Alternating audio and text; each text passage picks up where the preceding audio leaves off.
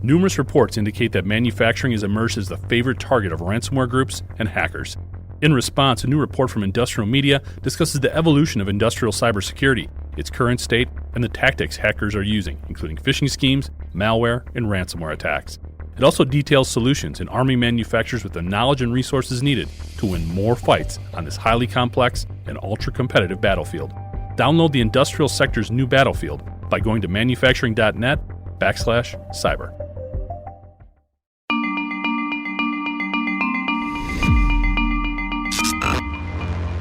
Hi, I'm Jeff Ranke, Editorial Director of Manufacturing.net and Manufacturing Business Technology. Welcome to Security Breach. In previous episodes of Security Breach, we've discussed penetration testing, ethical hackers, cataloging connection points, and getting a handle on all those API connections. These strategies are centered on collecting data about possible vulnerabilities and developing defenses that reduce your attack surface, make attackers easier to spot, negate the dwell time of black hats looking to live inside your networks, and hopefully much more. While obtaining all this data is critical, the next challenge is understanding what to do with it and how to apply this information in forming a stronger cyber defense plan. This is where it gets tricky in the industrial sector. A lack of OT security expertise continues to permeate throughout the industrial sector. Throwing some cloudy and somewhat limited regulatory guidance, and knowing exactly what steps industrial cybersecurity leaders should take after getting all this data is even more complex. Our guest for this episode not only understands these dynamics, but confronts them on a daily basis. Before we talk to our guest for this episode, we're excited to announce that Security Breach is being sponsored by Rockwell Automation. For more information on their cybersecurity solutions, you can go to rockwellautomation.com. It's now my pleasure to welcome Brian Hoagley to Security Breach.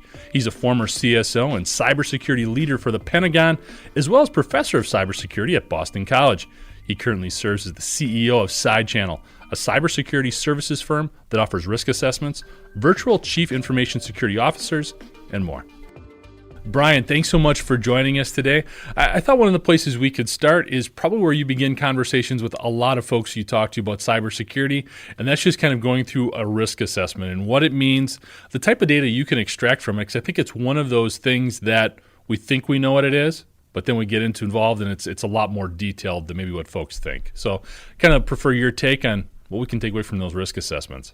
It's kind of a broad term, right? Because risk assessments is used and misused by people kind of across the board, and a lot of CISOs. I mean, I've even misused it. So the way that I characterize them are you looking at external threats, and that's like, risk assessments addressing threats or doing basically a threat assessment. So external actors, entities, or insider actors or entities that are, a threat to you, right? Then threats are different than vulnerabilities. So the other kind of side of the risk equation, right, or a risk assessment is what a vulnerability assessment. So what do you already possess that you were trying to defend, things that you have in place that could be vulnerable or potentially vulnerable.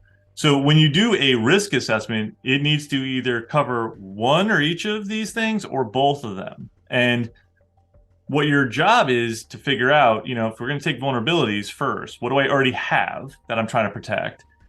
You need to figure out what your current state is. So I'm a big NIST guy. It's no secret. I'm a huge NIST cybersecurity framework fan.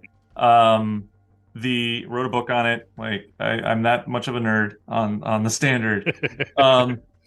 So what they've done is, like anything else, you've got a control framework or a standard or a set of controls, or whatever you want to call it, framework, standard, set of controls. These are the things that I should be doing, right? These are the aspects of what good, quote unquote, looks like. That represents a lot of what I have from a vulnerability or potential vulnerability standpoint. What do I already have that I'm trying to defend? What should I already have in place, right? If this represents what good looks like, then I should have all of these things in place, right? NIST CSF version 1.1 has 108 total controls. If you say, yep, I should apply to all of them, so I should have 108 things addressed. A risk assessment is going to go ahead and say, hey, from a current state, what do I currently look like? Which of those do I do, and which of those don't I do? So now that becomes your gaps. You've identified your gaps. If I'm saying I'm going to meet all 108, I'm only meeting 98, then those 10 controls become my gap, and that becomes part of a gap analysis. So your risk assessment is what do I look like against a standard or a framework? What falls out of that I'm not doing falls into your, list of gaps or risks, right? And then you do an analysis on those gaps to then determine how do I want to address those to actually meet them on my path to a target state. So your target state is basically what do I want to look like when I grow up, right? And eventually your target state should become your current state. Now that's your internal kind of looking from a vulnerability standpoint. Threat assessments are really looking at those things that are outside of your control, external entities, third parties, things that could be a threat to you, right? So you need to be able to do an assessment on those and then factor in, if those come to fruition, what is the likelihood of those coming to fruition? And if they do, what is the impact of those? No, it seems like a great systematic approach in terms of identifying vulnerabilities and those threats along the way and understanding your total risk picture, I guess. I'm going to worry a little less about external actors first.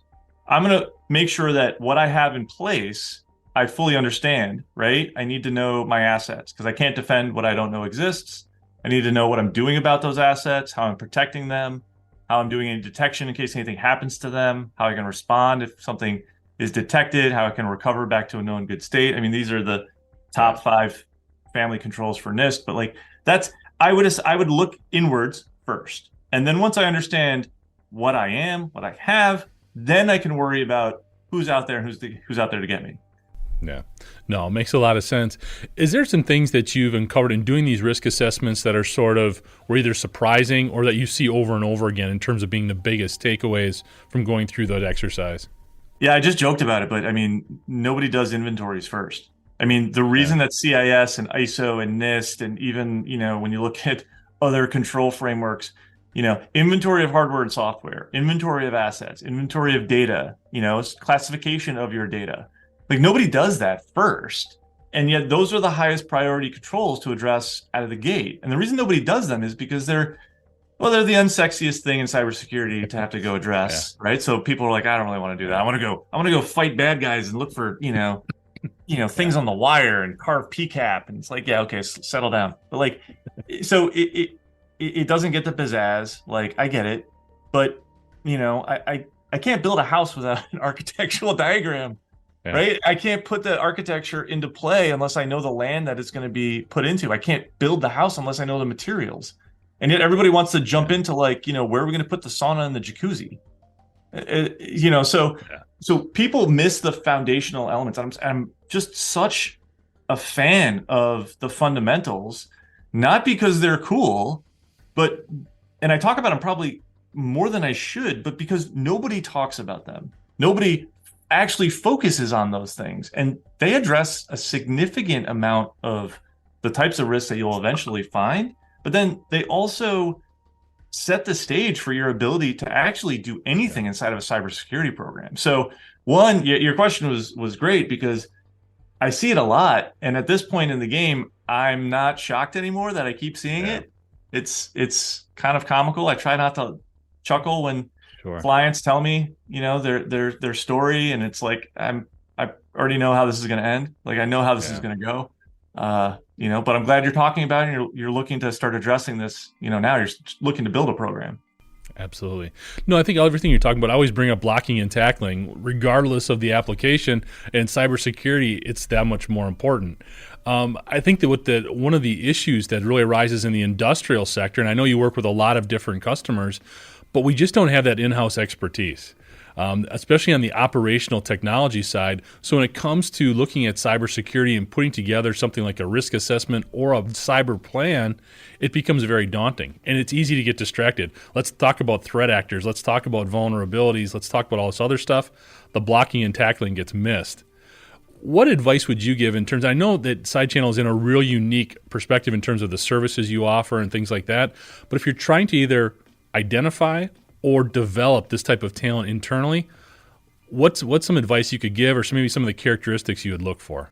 I've seen 5,000, 10,000 person companies where they have one cyber person. Wow. Right? They've got a 100-person IT team, but they've got one cyber person in that whole team doing everything that you'd expect. That doesn't last long for that person. That's probably why I think you see a lot of turnover. Yeah. right? So you got to really think about like, what's the team, if it even exists, that person's going to step onto. But the talent, and the skill set, do you have a defensive mindset, Yeah. right?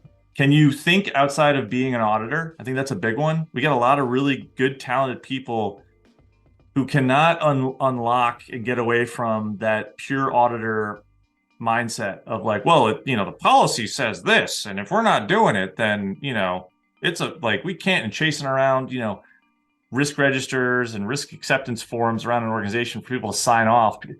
Like, it merits nothing and it pushes paper, and that is not the right type of mindset when you think about risk management. You need to be able to operate in the gray. You need to be able to allow for trade-offs, right? Those good CISOs do that. Bad CISOs are the ones who say, well, the control says this, and I need you to do this, or I need a signature saying that we're accepting all the risk on it. It's like, no, man, like there's a maturity within a control, right? We can't, it's not an all or nothing. Yeah. And this sector and this industry is one thing I really do not like about our field, is we have a lot of people that think that way. And that's not helping anybody. Yeah. No, I couldn't agree more. I have to ask, in looking at some of those organizations, and I think I know what you're going to say already, but I think this is prominent in the industrial sector too, where you have an IT team, but you've got one individual focused on cybersecurity. What have you seen as a result, or how do those people react when they do get hit, when they do get hacked? What's their response like, or how does it lack, I guess? Yeah, I mean, if they even understand, if they even understand what's going on, right? Yeah. I mean, how close to boom, was that detection, right? Are they dealing with the ransomware event or the downtime on all those OT devices or ICS, whatever it is, as it's happening? Or did they detect it and they've been furiously working to keep that from happening, and unfortunately they just got behind the 8 ball on it? Yeah. It kind of depends on like how skilled is that person, how many managed, if you're the solo person, man, I really hope you've got managed services surrounding you, being able to help you execute on the other capabilities that you're expecting inside of an organization. If it's that one person and their expectation is to do all the MDR, all the email security, all the automation, all the detection and response, like, that person is not 24/7. They go to sleep, they go on vacation, sometimes they get sick, so the fallout is, it's never good. Like, one, right? A breach is never good, right? Incidents are never good for anybody. But, at the end of it, if you get that whole like pointing fingers, and like, it's the one person who's sitting there going, wait, are you serious? Did you actually expect me by myself to do the work of 10 in this organization? Are you insane? Like, yeah. Well, I bring it up. Yeah. I bring it up for a couple of reasons, because I knew where you're going to go with it, but it's an important point to reinforce, because I think due to the pandemic, there was all this investment in technology, and we didn't evolve cybersecurity along with all of that new technology, especially in the industrial sector. So I think there are a lot of enterprises who are in this situation. Maybe it's not one person, but it's certainly not potentially enough to handle a serious breach that takes place. And I think what that leads to is the easiest possible response.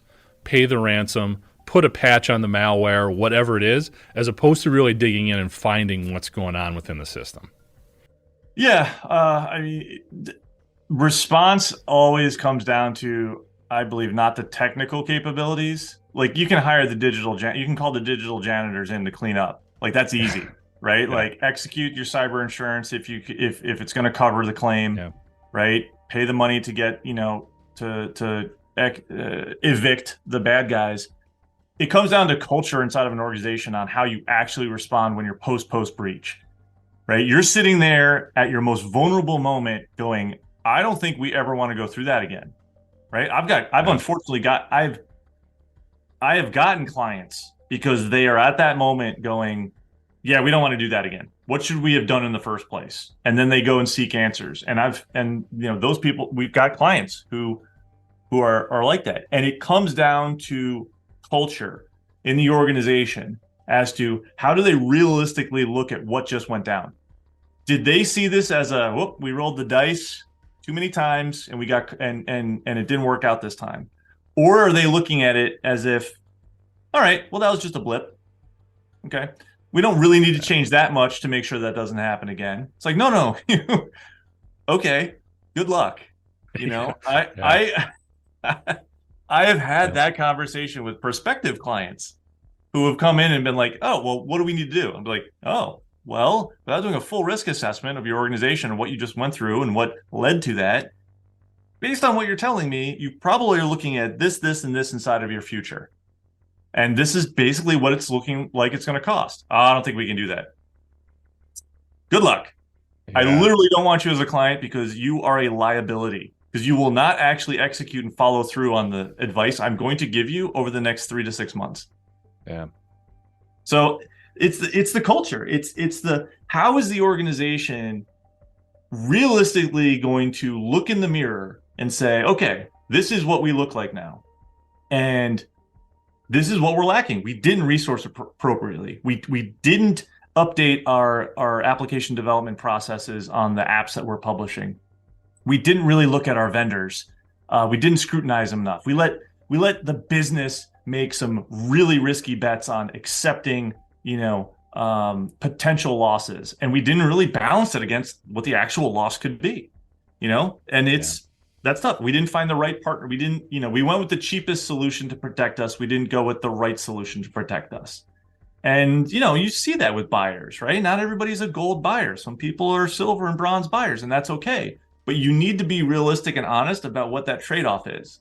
Yeah. Right? I'm not going to pull 100 miles an hour safely in a Honda Civic. And I've seen some really great souped up Honda Civics. But you can't keep expecting a lot out of something that's lower quality. And I think people have some misunderstandings about realistically how far you can push certain things around IT when you're just trying to cut costs and go with the cheapest and go, okay, cool, we have enough. And then they're surprised when the bad thing really happens and overtakes their minimal investment. Yeah. No, we see that way too much. I couldn't agree more. We've got this constant evolution with the cybersecurity sort of landscape or battlefield or however you want to look at it, attack surface. How are we doing in working with your customers? We're always going to be chasing the curve. We're never going to get ahead of it. It's moving too fast. The bad guys are always adjusting their tactics. How far behind are we? Are we keeping pace? What have you seen? Has it gotten better, or what's your takeaway right now in terms of how we're adjusting to these constant changes? I don't know if I don't actually believe there are a lot of constant changes. Okay. And here's why.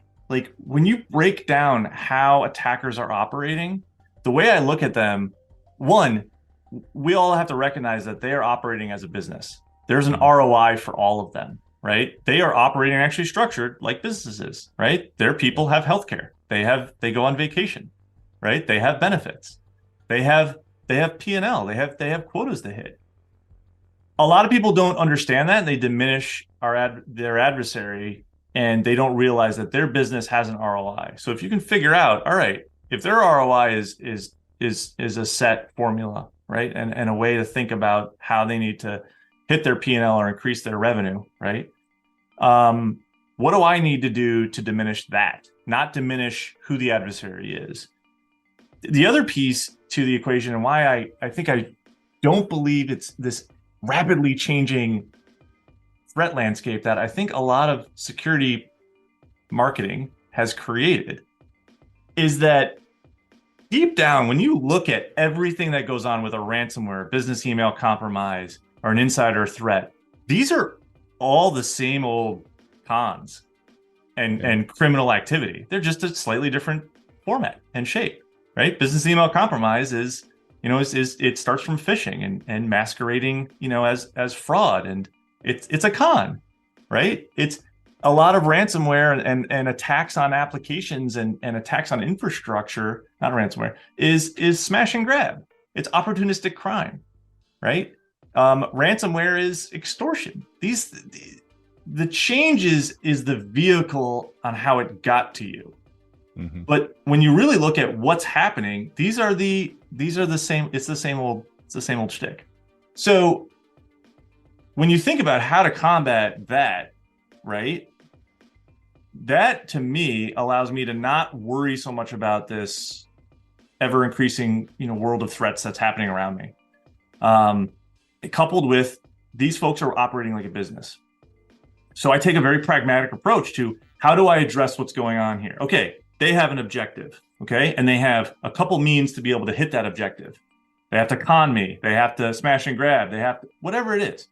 And then if you do that, you slow down in figuring out how to put the right defensive measures in place. And once you do that, I think you can address a lot of the risks, right? If a lot of impact is from phishing, well, combat that area first. Stop the bleeding there, right? Right. A lot of people think, oh, we got to do all this stuff because of the ever-changing threat landscape.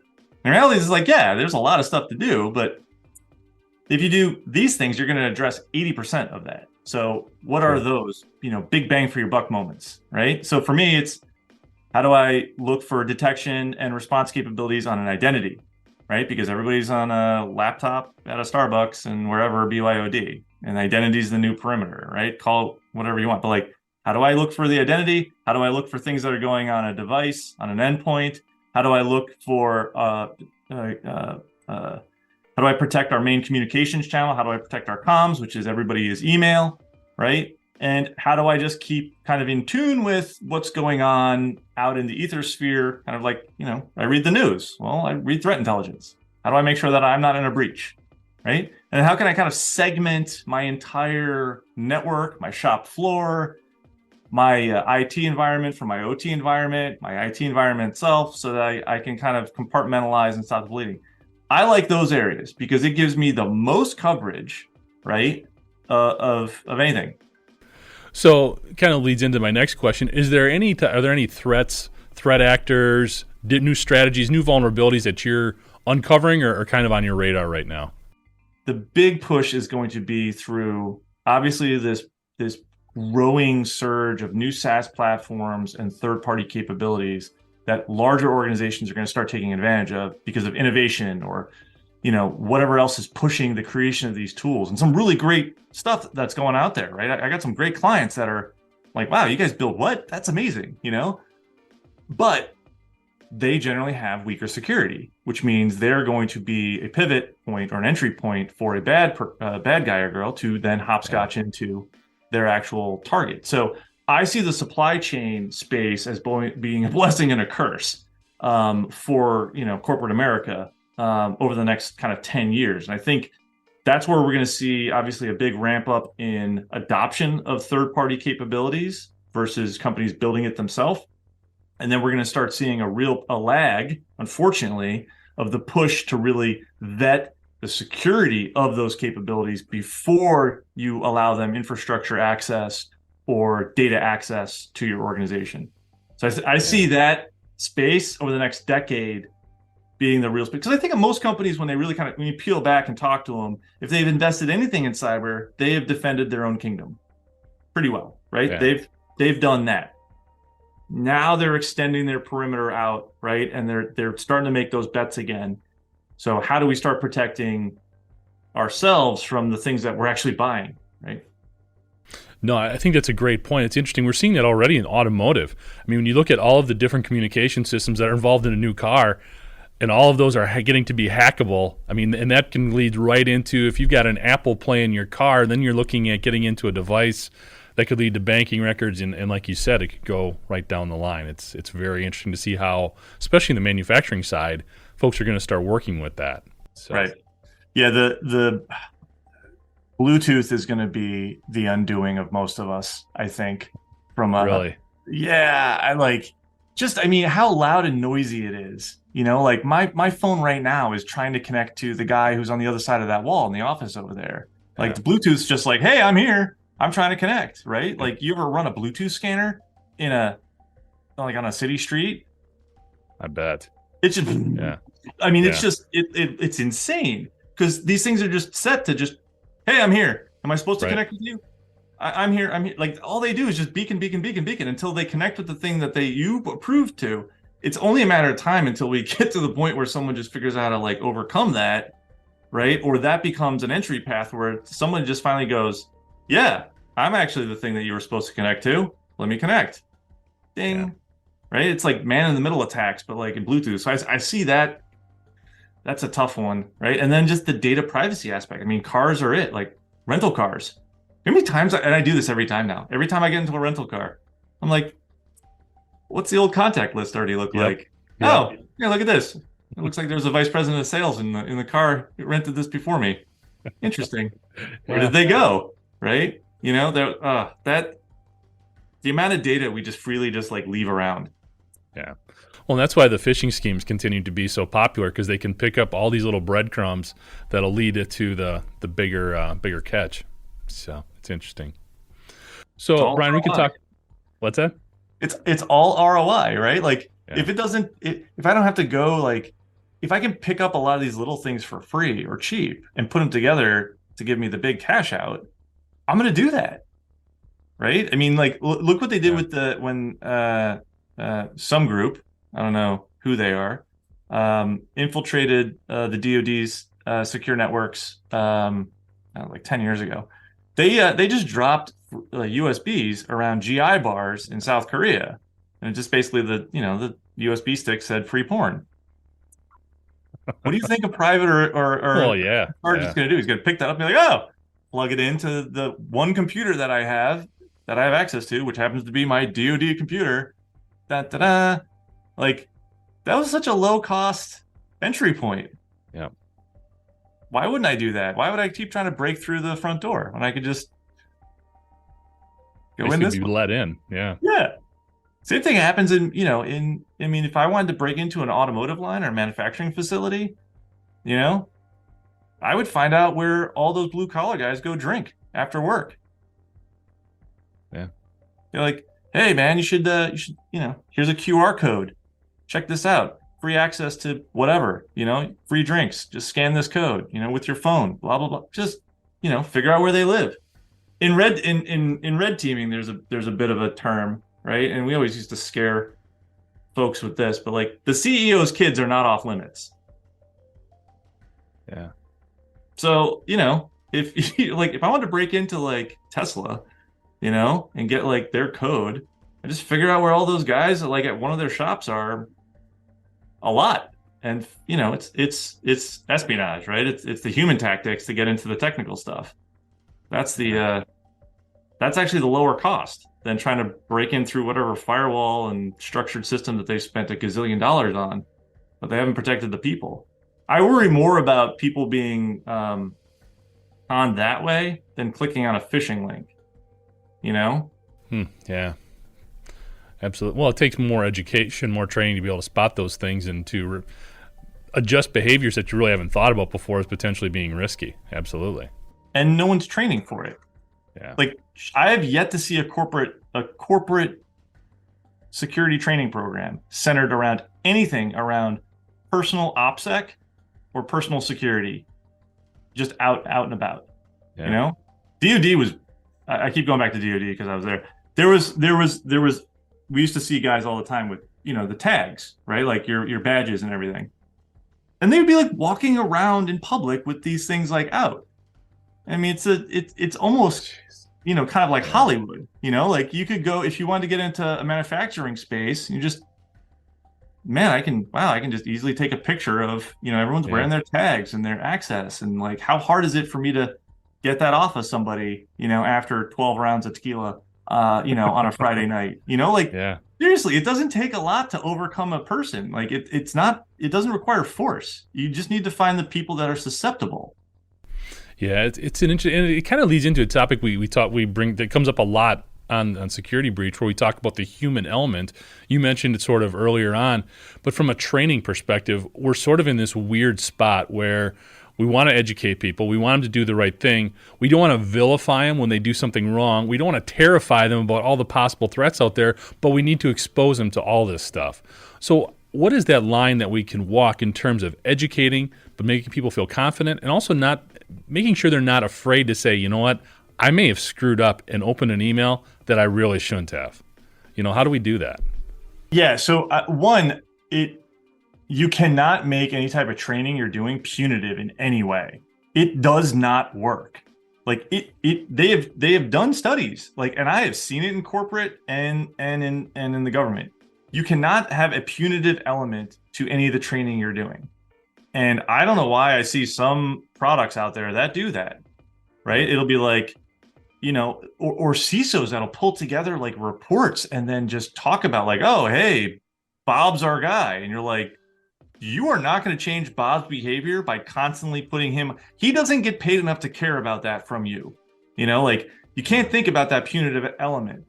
The other piece is, and I don't know why we do this, but like, it takes like 6 to 8 months to take like a trait to become a human behavior.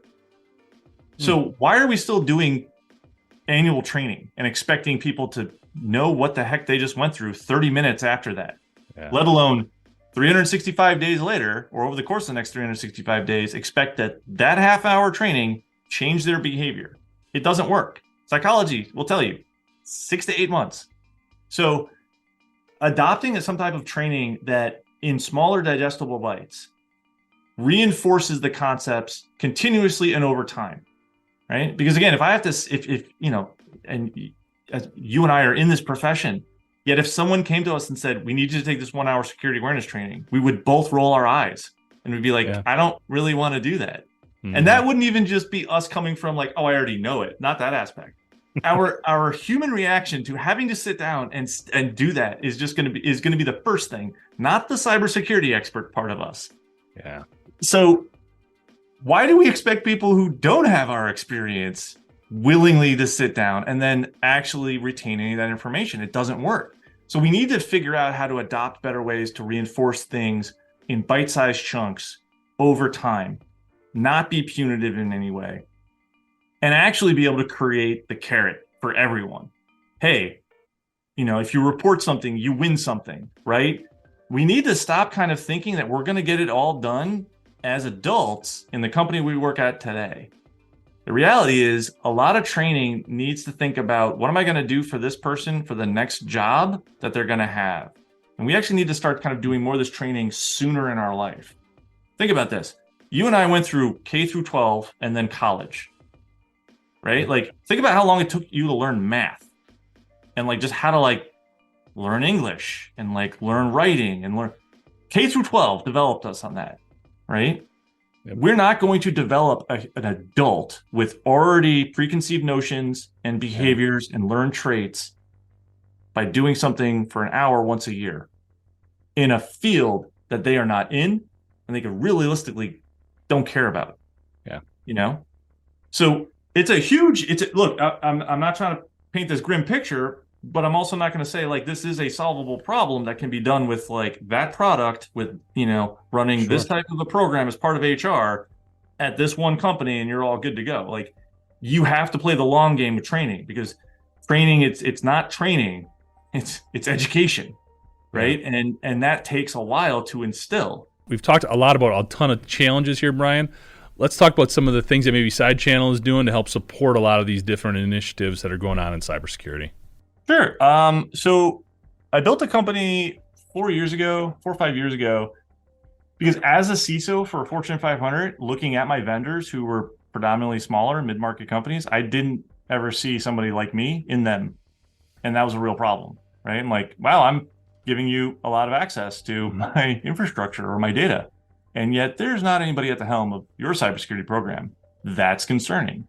And, back then it was very, hey, well, that's your problem to go solve. Like, I'm the CISO over here at this Fortune 500, right? Yeah. Go solve the thing. Go solve your own problem, vendor. And I never really kind of got into it until, kind of the last kind of year or so.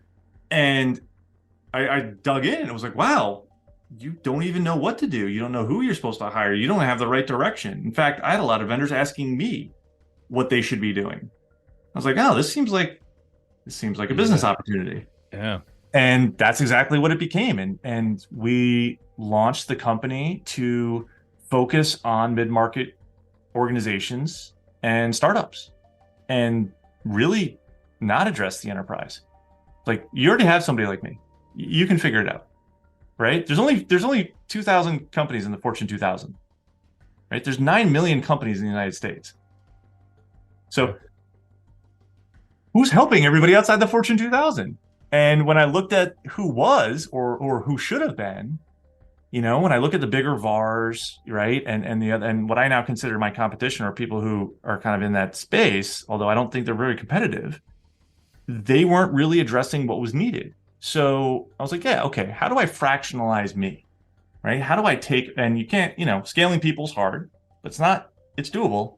And I think I've proved it over the last couple of years. So how do I fractionalize former chief information security officers from enterprises who want to do this type of work? People who don't want to run their own consulting company, but still want to keep doing this job. How do I do that? And, we built out some technologies. We built out Real CISO as a platform to allow us to do risk assessments, really scale people to be able to quickly do this, because no one wants to do a risk assessment. And we started off our conversation talking about them. Nobody actually wants to do those. Everybody wants the outcome from those, right? True. So how do you quickly go through the process? Get me to the outcome. I want to know what it is I'm supposed to work on. That's what I want out of the risk assessment. I don't want to go through this process. God, no. Nobody does. As a practitioner who makes his money at doing it, I don't want to do that. Okay. That's why we built a SaaS platform. So you scale people that way, right? You build a toolbox of capabilities that you can basically just kind of walk in and be like, listen, I already kind of know what you need, because you're a 500-person organization inside of the manufacturing sector in the United States. I know what regulations you're underneath you need to meet. You've already told me kind of through scoping kind of what you do or don't have. I can tell you, based on the other 10 clients I have that look just like you, this is your first 30, 60, 90 days. Here's the technologies you're going to need to go address certain aspects of your risks and your environment. Let's roll those out. Because again, you don't want to go through an RFP process. You don't want to go through a bake-off. You don't want to go through POCs to figure out the perfect solution. You want the outcome, which is, we have a cyber program. We are now more secure. So SideChannel's whole focus has been, get to that point. Why can't I deliver to you on day one what most people will tell you by day 90? And that's been phenomenal for us and our clients and what we're doing. With your experience working with the DoD, Brian, I was hoping maybe you could comment a little bit on the national cybersecurity strategy that's being formulated and sort of put out in chunks. It seems like a lot of it is suggestions, and we need to put together strategies as opposed to real hard guidelines. But I'd still like to kind of get your perspective on the impact it could play for especially manufacturing. So the executive order that came out, I think, focused more on like water and wastewater versus actually like manufacturing, right? Yeah. Which is odd. I mean, don't get me wrong. Like, I am very thankful that when I turn my faucet on, like, it's clean water at my house, right? And when I flush my toilet, it leaves my house. Like, that's important. Like, everybody in civil society needs to respect and understand that. And the AWWA, which is the Water and Wastewater Association, and the EPA and what they're supporting to put cyber initiatives into that space are good. I'm glad the EO came out with it. But yeah, it is interesting that there is kind of this patchwork, right, of what's going on. And plus, on top of, you've got an executive order, and that's a very, everybody should do these things. Now go figure it out. It's like, damn it, man. Like, right. Take the next step. Tell everybody, like, This is what you're supposed to do. Yeah. It's compounded, I think, by the fact that we don't have very good central authority from a federal state or from a federal stance on national standards for cybersecurity, right? NIST came out with, here's all the good stuff, but no one has said, that's what we have to do, right? It's still up to states, which is good, but not great. And then you've got the agencies, like, for manufacturing, if you say you build things, half your revenue is DoD and half your revenue is not. Do you take most of your leadership and everything from the DoD, not DoD? The stuff that you're building for DoD, should you apply those same regiments and requirements to the rest of your shop floor and capabilities? Is what they're saying what good looks like, and does that apply to everything? Like, there's no balance. I don't think CISA is doing enough with what they're charged with. I think Jen Easterly is on the right track. I think the administration is on the right track with what needs to happen there. But geez, I mean, just look at what they put out for, how to deal with ransomware. And it's like, you try to navigate through that website. No small business owner is effectively going to navigate through that website and come out of that going, oh, I know what to go do. Like, it seems like, this seemed like a good idea on paper. And then when they put it together and put it out, it was like, okay, you guys missed the mark. Like, people need clear, decisive action to go take. Like, go do these things. Yep. They also need you to go, and this is how you do it. Right? We miss that second part. Like, for some reason, the government fails to want to be prescriptive on that second aspect for whatever reasons. Whether it's, I think in DoD, it was always, well, we can't tell people how to go do things because then we're showing favoritism. Right? And again, I can tell you, 4 or 5 years now working with mid-market, they don't care. They want somebody to tell them that I don't know how to solve the problem. Please tell me what to go do. Like, if I buy this product and do these things, like, I will be better off. No one's telling me it's going to be perfect. No one is assuring me that what I am going to put in based on those recommendations will stop all things, but it will help a heck of a lot. So we have this very, like, you should go do this stuff, but good luck, go do it, figure it out yourself. But then you don't have the experts out there to go actually follow through and actually make that happen. You're still sitting it with people who generally don't even understand IT. It feels to me like the government is terrified of this as a problem because they're afraid of maybe putting out information that, like you said, doesn't work for everybody. And then someone's going to come back and say, well, you told me to do this and I didn't quite get the perfect result. Well, that's never going to happen. We understand that, but that's the way bureaucrats can think it from time to time. Do you think industry can come together, be a little bit more transparent about some of the things we're experiencing, share some of that stuff so that we can collectively come together with best practices ourselves, maybe without as much government intervention? Is that a possibility, or are we too different? I think we've already tried that, right? Look at what CIS did with their controls, right? They, nonprofit organization, pulled together the brightest minds, different industries, pulled together and did some stuff, right? Said, hey, here are the things to go do. Yeah. How well adopted is that? I mean, I talk to these guys. We're partners with them. Like, they do great things. Don't get me wrong, but I mean, it's not like everybody's lining up to go execute on all of those controls. Yeah. Right. So part of the problem is because we are inside of capitalism, right? You've got CrowdStrike and SentinelOne are never going to get together and say, here's what we've seen from an endpoint standpoint, component that we want to bring together and help improve the world. They're never going to do that. It's not in each of their economic interests for that to happen. Their economic interests lie in, we know what's going on and those guys don't. By us. And that's how a lot of products, go about. There are a ton of smart people that work at these organizations that in back channels that, like, I'm in, right, where we all talk about this stuff independent of who, signs our paycheck. Right. And this is the conversation that goes on. How should we address these things? What should go on? Getting these working groups. But it's not coming out and hitting the world and being meaningful in its use. And that's a real problem. I think that's where I believe government does a good job of being able to step in and go, okay, cool.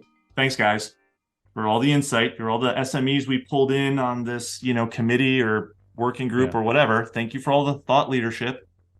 Hate that term. Now the government's going to head and, because most people aren't either. That's why I hate that term. I get it. And then the government comes in and says, cool, we talked to the experts. Here's what everybody needs to go do. We deciphered it. Boom. This is the approach now. Because I wouldn't leave it up to any one industry. Because the second you actually do it too, their competition is going to come out and be like, well, why would you? Our marketing says that they're wrong. Yeah. No. Good point. It's going to be interesting to see how it kind of falls down or how it all shakes out. And it's interesting because the government is focused right now on those critical infrastructure, the utilities, hospitals, things like that, and developing or morphing some of those thoughts into the private sector. When you're looking at a cookie manufacturer with 50 people on a line, it is going to be different, but we need to be able to figure out a way to scale some of those processes. Well, that's what regulation is. So look at what New York State did with Department of Financial Services Part 500, right? They adopted NIST's cybersecurity framework. They implemented a regulation, and they differentiated covered entities, companies that exist inside of New York State that fall underneath DFS rules. They differentiated based on size and asset size. So they could say, hey, this regulation applies. But if you're a small entity, this part of the regulation applies to you. If you're a large entity, all the regulation applies to you. That's how regulation is supposed to work, right? But it requires government to actually continue to think that way, but take feedback from the industry, because New York State didn't create their regulation, which I think is probably one of the best regulations the United States has ever put out, right? And it was done by a financial services group within the single state of New York, not the federal government. To me, that's the way to go do this. It is New York didn't come up with that themselves. They looked at NAIC, industry experts, CISOs, and leaders inside of financial services and insurance, and said, what should this look like? If we're going to hold you to a standard, what should this look like? Yeah. And we all gave our input. And that's what shaped that regulation. And it's really good. So, Brian, this has been awesome. I appreciate your sort of brutal honesty in some of these fronts. Just how I am. No, absolutely. No, it's been great. Just kind of wrapping things up here, looking forward maybe 12, 18 months, what do you think are some of the biggest trends that are going to impact cybersecurity? I think the push and the view on identity is going to be it, right? I think, from a sector by sector standpoint, there's been so much of a push on the endpoint, and that's great. I'm not saying it's a swing to do this and not that. It's now you also have to do this. Yeah. So really focusing on that identity is going to be huge. And then that supply chain. I mean, the extension and the continued use, that is going to be a growing area. And then I think, kind of farther out, there's going to be this big pendulum swing back on the cloud service providers. I think there's going to be a real push either by them themselves. They're going to wake up and they've got to acknowledge this themselves, that they kind of keep getting blamed or expected to be doing certain things for people. Like, I've heard this from plenty of folks. Like, hey, I thought AWS was doing that for me. It's like, no. Yep. I think eventually AWS is going to do that for you. Right? Eventually the CSPs are just going to step in and be like, you know what? None of you can seem to do this well. So we're going to do this for all of you now. Right? And now, boom, here's that security. And it's on by default. Right? There's just going to be this more and more of a push, because I think the CSPs are going to, if they keep dealing with this kind of blowback on cloud insecurity, kind of that view, which I don't think is true. It's people just incorrectly using it. Yep. They're going to kind of use it as too much noise and just say, how much does it cost to just make this just shut up and just do this for everyone and just shut it down? And I think there's going to be a real push inside of that space. Maybe that's super wishful thinking. I really want that to happen, because I think they're in a very, very good position to see that data and be able to actually make the right changes across the board to make this impactful. And that's just going to raise the bar for everybody, right? So I think those three areas, right? Identity, supply chain, and CSPs taking a little bit more ownership on security for their clients and their clients' clients. Thanks, Brian. And for more information on the work he and his colleagues are doing, you can check him out at sidechannel.com. Thanks for joining us today. And to catch up on past episodes, you can go to manufacturing.net, IEN.com, or mbtmag.com. You can also check Security Breach out wherever you get your podcasts, including Apple, Amazon, and Overcast. And if you have a cybersecurity story or topic that you'd like to have us explore on Security Breach, you can reach me at jeff@ien.com. For Brian Hoagley, I'm Jeff Ranke, and this is Security Breach.